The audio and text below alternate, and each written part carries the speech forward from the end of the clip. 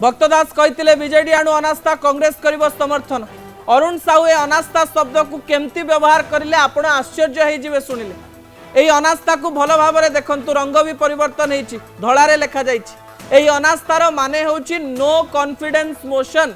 सरकार भांगिबा पई विरोधींकर जो आह्वान थाए से आह्वान को नो कॉन्फिडेंस मोशन कहंती।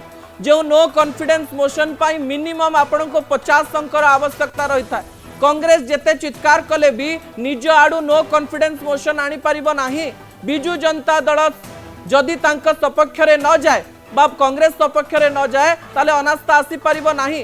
अन्य पटे भक्त दास तो न्यूज 18 ओडिया रे संख्या गणे देले आमे 65 जण अछु तापरे 4 जण इंडिपेंडेंट अछंती आउ 7-8 अंक कोन आमे करि परिबुनी। ता माने से कांग्रेस बिजू जनता दल को सांगरे मिसेवा पई सब प्रकार राजी। नवीन बाबू को सहित आमे कथा हबु एक कथा भी कहि देले भक्त दास किंतु यारी मध्य अरुण बाबू किंतु चतुरतार सहित निजर साहित्य बुद्धि को व्यवहार करी जो कार्य करिसंती ता गुरुत्वपूर्ण अटे।